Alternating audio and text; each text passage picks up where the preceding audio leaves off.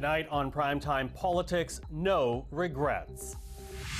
But to be absolutely clear, and I said this to the president, I meant what I said in Davos. The Prime Minister refuses to back down from his Davos speech, despite claims from Washington that he has.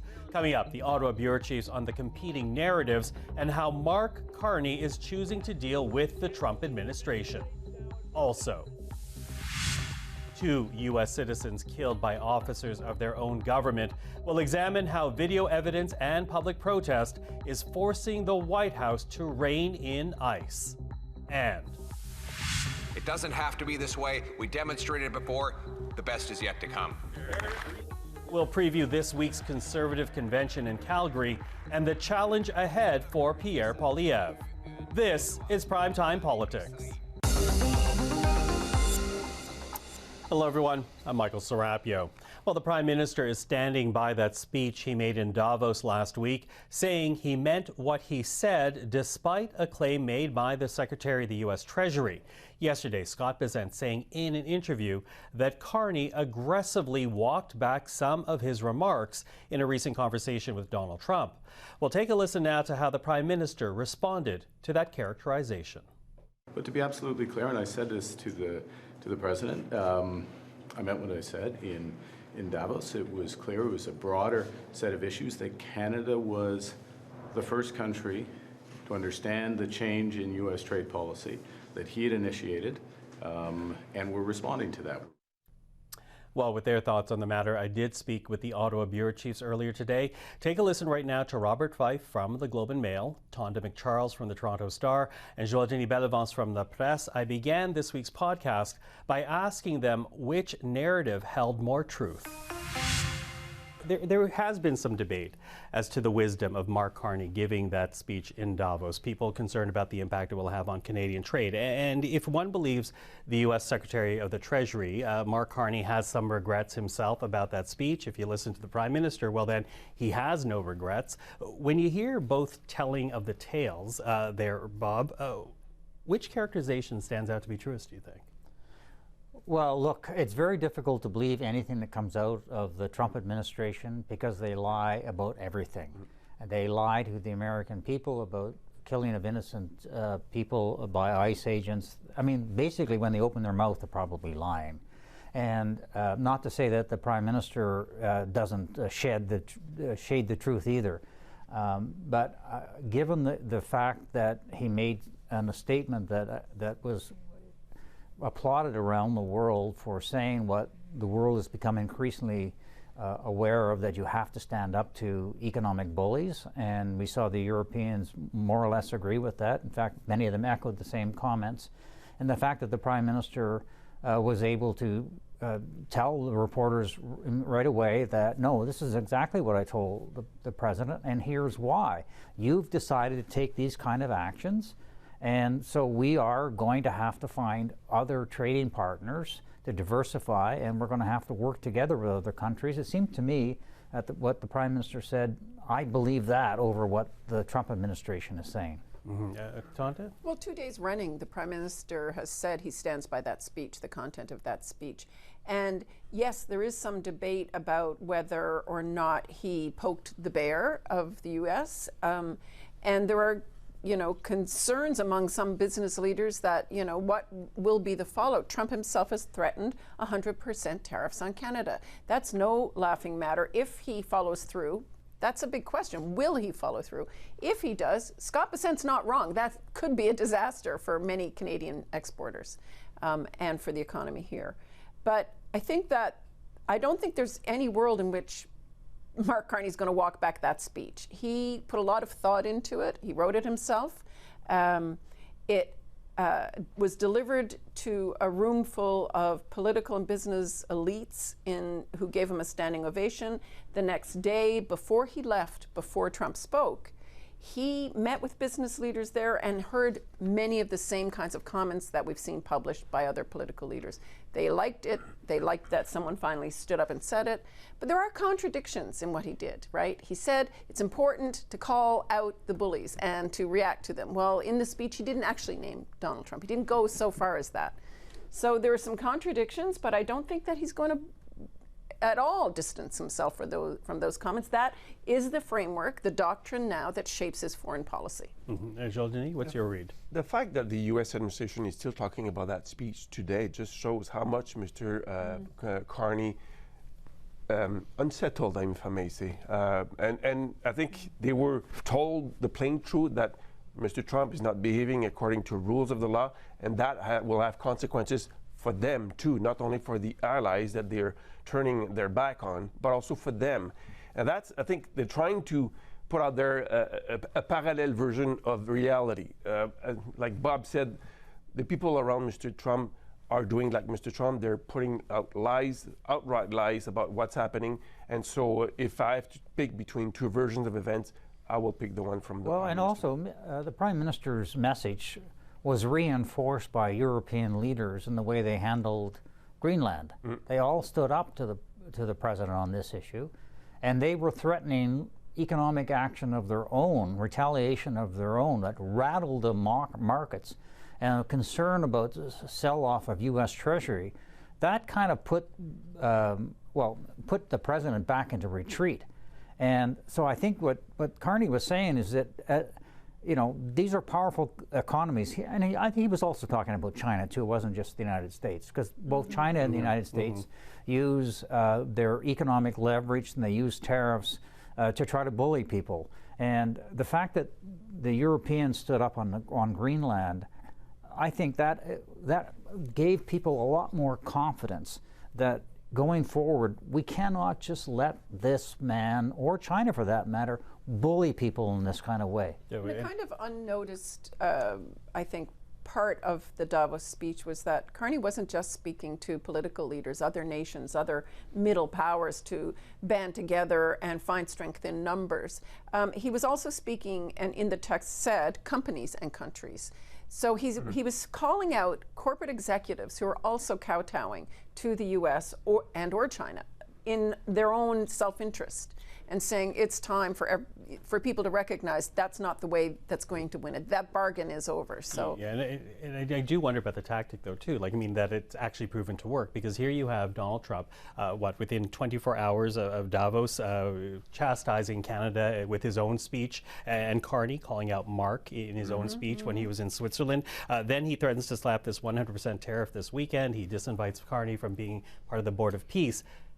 But then after all of that, if you listen to the Prime Minister, he calls Mark Carney to talk about trade and security issues, which you know, I wonder whether or not the Prime Minister has a better read on how to deal with Donald Trump than others. That's the whole situation you just described just shows one thing, that Mr. Trump is angry at Mr. Carney for stealing the show, because he gave a better show at Davos. He thought he was going to steal the show. He did not.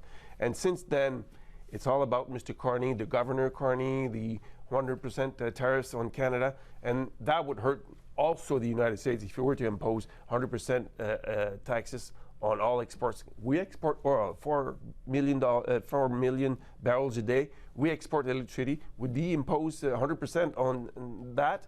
That would kill probably the economy in some U.S. states. So it would be a very difficult thing to apply. And also, we are reestablishing correct commercial relationship with China. That's it, that's all. We're not entering into a free trade deal with China, because it's not a market economy, and that is not allowed under COSMA. But having said that, it's important that the Prime Minister try to have a good relationship with the U.S. President. It's good for him. Yes. It's good for, well, I mean, it's good for him that he stood up to him. Bullies need somebody to stand up to them. Often they respect you at the end of the day. If you roll over for them all the time, he'll just continue to crush you. So maybe out of this whole fight between the two of them, that they can get back to a relationship where they can get some things done. I mean, one can only hope, but you know, we're all dealing with a baby in the White House, and he does tantrums, and who knows. But I'm hoping that, and I'm sure the Prime Minister is hoping that he can get back to a better relationship with the President. And what is noteworthy also is the fact that Mr. Carney is not chasing Mr. Trump. It was Mr. Trump who phoned Mr. Carney. And there is a new attitude, I would say, I can see it within the government towards Washington. It's whatever they do, whatever they says. whatever. Yeah, well, whatever they do, and I hear what you're saying, Bob, about we need to work with the United States, our nearest neighbor, our closest or our biggest trading partner at this moment in time. And that can be done through, ministers. Dominique LeBlanc with Jamieson Greer, the U.S. ambassador on trade. That can be done more at that level because Mr. Trump is all over the map on many issues, and he changes his mind within 5 minutes. Okay. And in the meantime, Mark Carney continues to talk about diversifying Canada's trade partners. He's had a very busy 2 weeks. He went to China, he went to Qatar, he went to Davos, back to Quebec City, and then back here in Ottawa. How successful has he been, though? Because I think that's a question it raises. If you're going to give such a clear speech in Davos criticizing the way the United States is moving forward without naming the United States, how successful has these trips been, or have these trips been? Because to hear from Conservatives, they think it's all bluster and not yet proof in the pudding. I think that's a work in progress. I think that's a hard thing to measure. We don't actually know. For example, when he went to the United Arab Emirates a few months ago and came back touting a $70 billion investment deal. Well, we actually don't know where has that investment been directed, gone. We were told in Qatar that they are going to invest their sovereign wealth funds into nation-building projects in Canada. Which ones? What have they been invited to invest in? And is Qatari money going to go into building a pipeline for Canada? We were told in an offhanded way, not through a briefing where these things were clarified, that no, not a pipeline. So it's really, I think, important to measure the success or the progress, but I think that at this point, the Carney government is far less transparent on those markers. Still, I think he can show some results because he settled a trade irritants with China, with the canola producers. That's going to make a big difference for them. And he brought along a premier to show him how Canadian diplomacy works. Well, the premier invited himself along. Okay. He did not bring the premier. Scott Moe texted from Vietnam and said, "Can I come?" Still, he was around. He could have said no to that, but as soon as he came back, he tried to make sure that things were smooth with the Premier of Ontario because he opened the door to electric vehicles. And in the House of Commons today, it's worth noting that Mr. Carney, for the first time, expressed his intention more than ever to build a pipeline. He said the MOU with Alberta will lead to a pipeline. And you've got a Minister of Natural Resources currently in India. For what reason? Probably to sell more oil and natural gas to India, and with a country with which we will repair also relationships in the coming months because Mr. Carney is going there early March, I'm told. Okay. And that was Robert Fife, Tonda MacCharles, and Joël-Denis Bellavance, part of this week's episode of The Bureau Chiefs with Michael Serapio, a primetime politics podcast. A new episode is out right now. You can listen anywhere you get your podcasts, and you can watch it on YouTube as well. To the U.S. now, where the debate rages on about federal immigration officers known as ICE and an operation of arrest and intimidation they have been carrying out in Minneapolis, Minnesota since December. Now, earlier this month, ICE officers killed an unarmed mother, Renee Good, and this weekend, an ICU nurse named Alex Preddy, who ICE officials claimed posed a threat.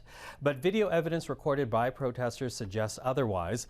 And while the Trump administration has shown unequivocal support for immigration officers for weeks, today signs that the operation may change. Well, we're doing a big investigation. I want to see the investigation. I'm going to be watching over it. I want a very honorable and honest investigation. I have to see it myself. Okay, well, let's talk about this. Joining us right now is David Levinthal, investigative reporter, also senior editor with NOTUS in Washington, D.C. Dave, good to see you again. Thanks for being here.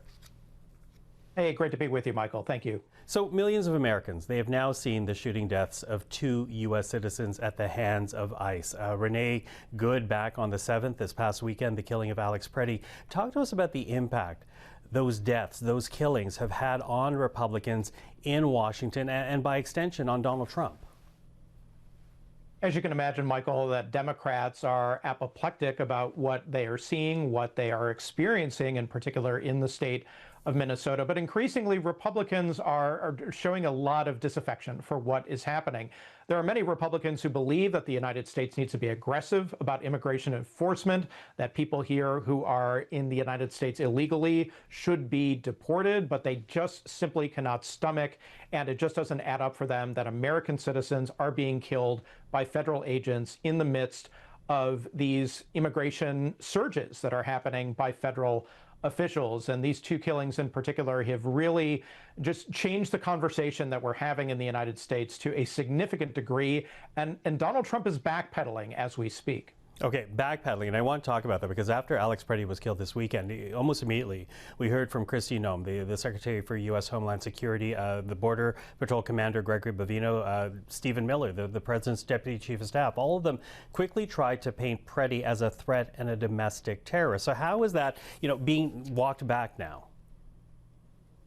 In a couple of ways. First of all, the videos that came out demonstrably demonstrate that the things that were being said about Mr. Preddy were just simply not true. He did not pull out a gun. He was not brandishing a weapon. He was not, by any definition or common definition, a domestic terrorist or was there to harm ICE agents or Border Patrol agents. So despite the comments that were coming from key Trump administration officials, Donald Trump has gone so far as to have a conversation about de-escalation with the governor of Minnesota, who he, over the weekend, he just criticized and lampooned as, in his words, a fool. So for that to happen in just a span of less than 48 hours really shows what is going on here in a major way in terms of what the White House is doing and what Donald Trump is doing. Also to Gregory Bovino, who has been really the face of immigration enforcement throughout the country. He was in Minnesota. He was continuing to have that leadership role. He has been sent away from Minnesota, and reporting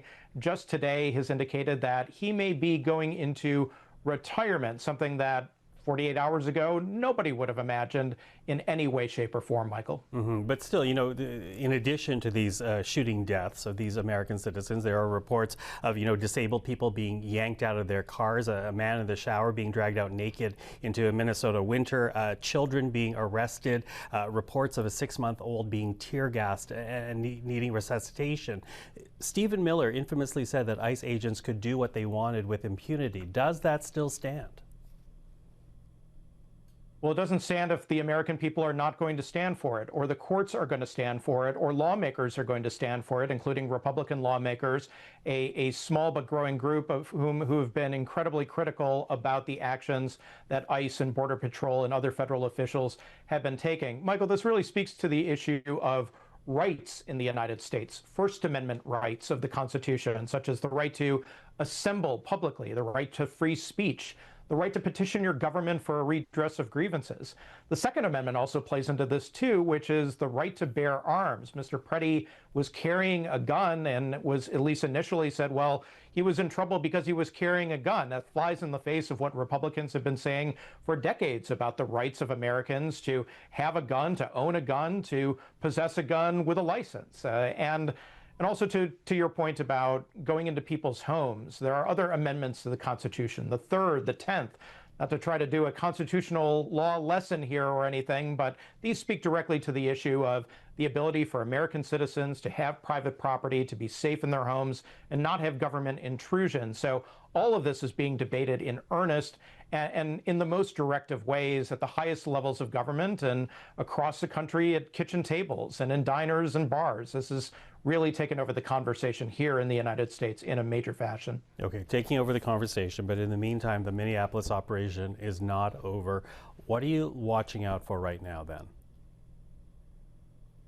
The way in which the operation will continue. There are definitely, reporting right now that is indicating that there will be fewer federal agents that are in Minnesota. There were about 3,000 in the Minneapolis area and beyond. That number appears to be shrinking, but the big question is how much? And also, too, whether the tactics that are being used by federal immigration agents, are they going to change? Are there going to be fewer arrests or any at all taking place in broad daylight on the streets?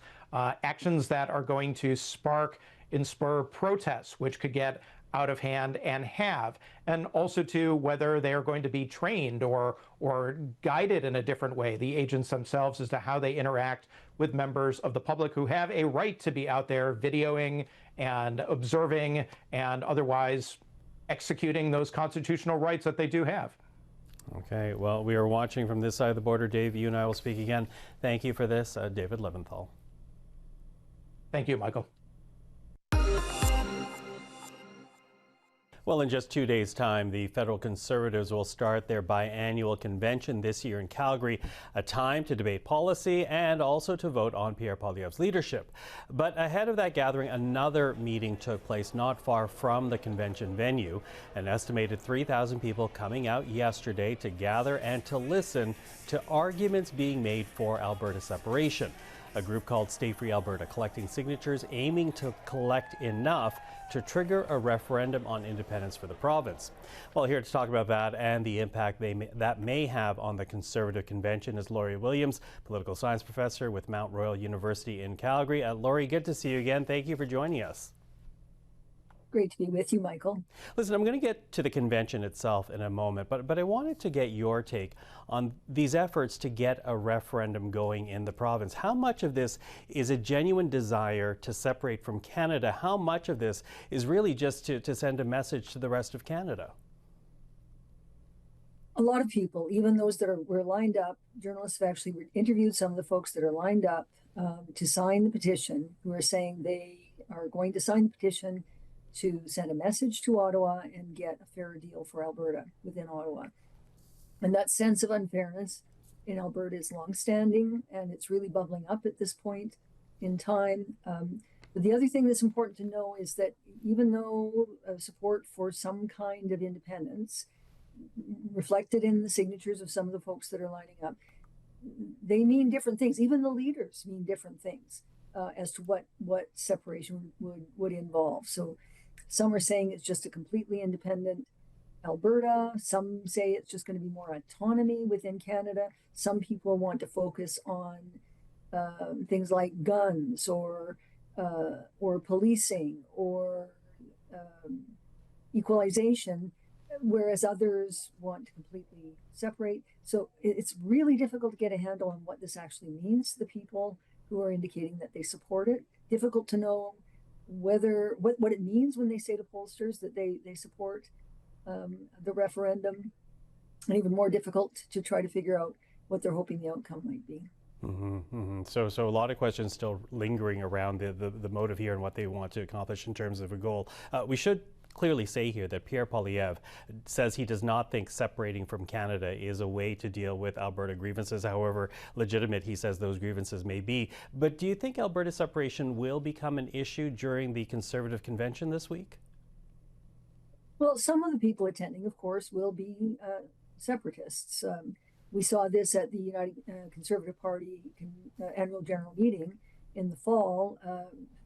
People cheered louder for separation than they did for the memorandum of understanding that Daniel Smith had just inked with the Prime Minister.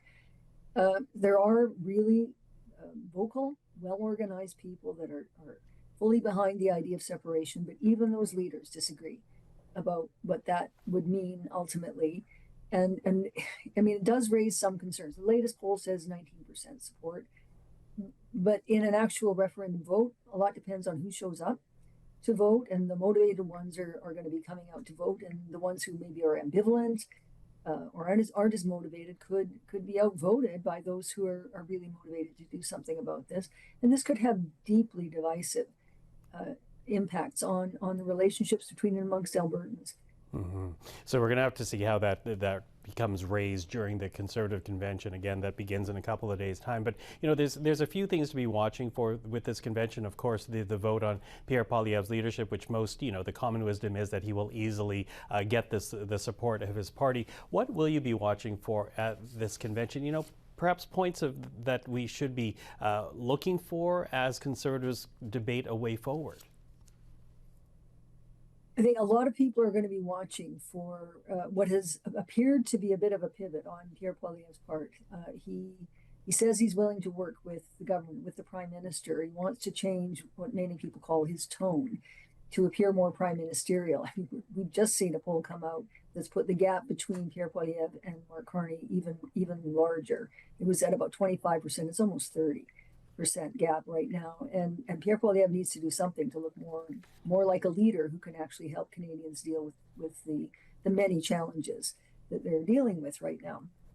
So that whole idea of sort of shifting his approach, being a person of vision, willing to work with other Canadians to try to achieve what we need in these difficult times, and persuading enough Canadians that is a credible alternative to Mark Carney. That's a pretty high bar, particularly since Davos. His speeches about or response by saying, words are one thing, but action is another. We don't really even have the words to make a comparison from Pierre Poilievre yet. He's got to start trying to convince Canadians in general, certainly the folks at that convention, but more importantly his caucus, that he is actually the leader who can carry them forward and do something that's better for Canada and for Conservatives. Mm-hmm. Mm-hmm. So that the challenge, I think, for him is to hold that caucus together. The way the party has chosen up until this point to hold the caucus together has been quite dictatorial, quite threatening, in fact, in some cases, as we've heard. He's got to give people a reason to join, to devote their energies to this, to support not just Pierre Poilievre, but his vision and the people that are with him in achieving that vision. And we don't know who those people are at this stage. So it'll be interesting to watch after the weekend if he's able to generate the kind of support he needs to go forward, whether there's whether we have floor crossing or somebody simply leaving the party or leaving politics. If more of that happens after this convention, then it looks like Pierre Poilievre's leadership is still in jeopardy, even though he may have cleared the threshold for the weekend. Mm-hmm. Mm-hmm. So a lot to be watching for, the perhaps separatist voices, the leadership vote, Pierre Poilievre's ability to prove that he is prime ministerial, and as you say, his ability to build the party. So a lot to be watching for as Conservatives get together. Happily, Laurie, you and I will be speaking in Calgary, but for this evening, thank you for the time. Oh, it's great to be with you. Thank you. And on that, a programming note for you. CPAC will bring you special coverage of the Conservative Convention from Calgary. Our coverage begins this Thursday, will continue into the weekend, so please join us for that. And as for Primetime Politics, that is our program for this evening. I'm Michael Serapio. For everyone here at CPAC, thank you for watching. We'll see you in Calgary. Have a good night.